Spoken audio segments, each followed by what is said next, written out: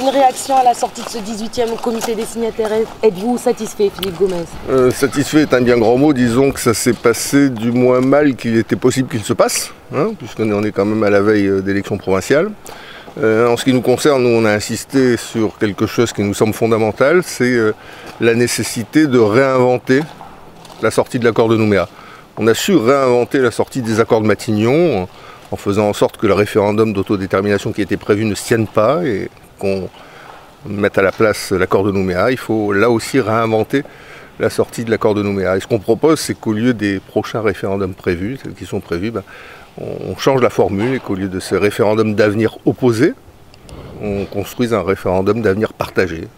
Qu'au lendemain des provinciales, on renoue le dialogue. Alors certes, c'est un chemin de crête, mais je crois que ce sera un chemin dans lequel les Calédoniens pourront davantage se reconnaître et le pays davantage mieux se porter que les deux référendums qui sont actuellement prévus. Donc voilà le point de vue qu'on a exposé à l'occasion de ce comité. Ce qui a été acté, c'est qu'au lendemain des provinciales, on essaye de reprendre ensemble le dialogue.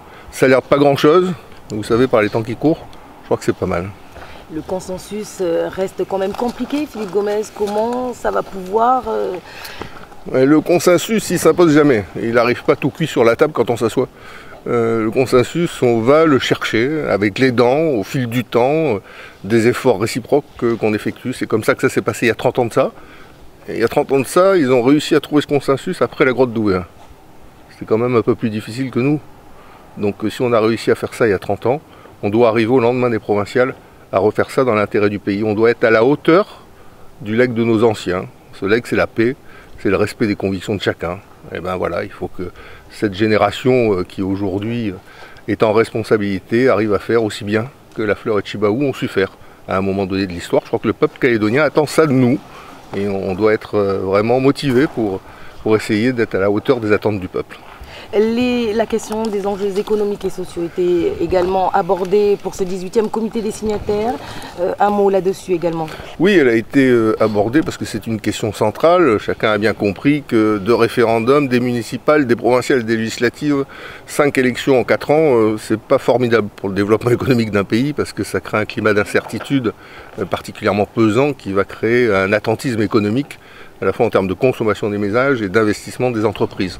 Donc oui, on a parlé financement de l'économie calédonienne, des propositions ont été faites de Calédonie Ensemble sur le sujet, pour accélérer la procédure de la réforme du REESCOMPTE pour les entreprises, pour financer davantage l'économie calédonienne. On a parlé également du soutien à la filière nickel. On sait que la SLN a des enjeux importants à relever dans les années qui viennent pour rester compétitive. Donc on a collectivement avec l'État réaffirmé notre soutien à l'entreprise et la nécessité de lui permettre de développer son nouveau modèle, à la fois mine et métallurgie, et pas uniquement métallurgie comme ça a été le cas depuis 100 ans. Et puis on a aussi parlé de tous les dossiers de jeunesse. Vous savez qu'on est très attaché à Calédonie Ensemble, un certain nombre de dossiers. C'est les REA, l'établissement régional d'enseignement adapté pour les enfants décrocheurs scolaires qui doit ouvrir à la fois. C'est le RSMA de Bourail, etc. Et donc tous ces dossiers ont été abordés l'après-midi en seconde partie et ont donné lieu à un relevé de conclusion qui nous satisfait parce que c'est des choses qu'on porte de longue date. Et puis enfin, surtout, quelque chose qu'on poursuit depuis 5 ans, on s'est dit jamais on y arrivera, et puis à force de pousser on y est arrivé, c'est l'installation de la BPI, la Banque Publique d'Investissement, qui enfin en 2019 va ouvrir ses portes en Nouvelle-Calédonie. Ça va amener de l'oxygène pour les entreprises, parce qu'elle est notamment spécialisée dans le financement des besoins de trésorerie, et que c'est dans notre pays un talon d'Achille, le financement des besoins de trésorerie pour les entreprises. Une réponse qu'attendaient en tout cas les acteurs économiques. Les acteurs économiques, ils attendent qu'on soit capable de créer une situation politique qui leur permette de se développer. Voilà ce qu'ils attendent, les acteurs économiques. Une situation politique qui leur donne confiance dans l'avenir, une situation politique qui leur permette d'investir, de consommer. Et donc c'est à nous, responsables politiques, de créer ces conditions-là. Et nous, on dit à Calédonie Ensemble, la seule manière de créer ces conditions-là, c'est de réinventer la sortie de l'accord de Nouméa, c'est de ne pas mener ces référendums binaires qui nous attendent, d'opposition, mais en faire au contraire un référendum d'avenir partagé entre les Calédoniens. Il y a un chemin qu'on peut, je pense, avec les indépendantistes accomplir. Il faut avoir la volonté de le faire. Au lendemain des provinciales, il faudra tout de suite s'y atteler. Le pari de l'intelligence, c'est de ne pas brûler les étapes. Le pari de l'intelligence, c'est intégrer que 57 ont gagné, mais que 43 doivent être écoutés.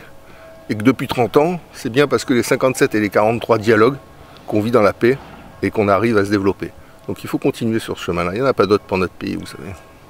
Vous avez été surpris du départ de la délégation Non, il y a une posture politique qui est très forte. C'est que, puisqu'ils affirment haut et fort désormais que dans la perspective de 2020, il y aura une accession à Kanaki, donc ils veulent montrer que cette posture politique a également sa traduction au plan économique, et puisque le pays est compétent en matière de développement économique, l'État n'a pas lieu de s'en mêler. Alors c'est faux, la BPI c'est une banque publique d'investissement qui appartient à l'État, donc il était normal que l'État s'exprime là-dessus.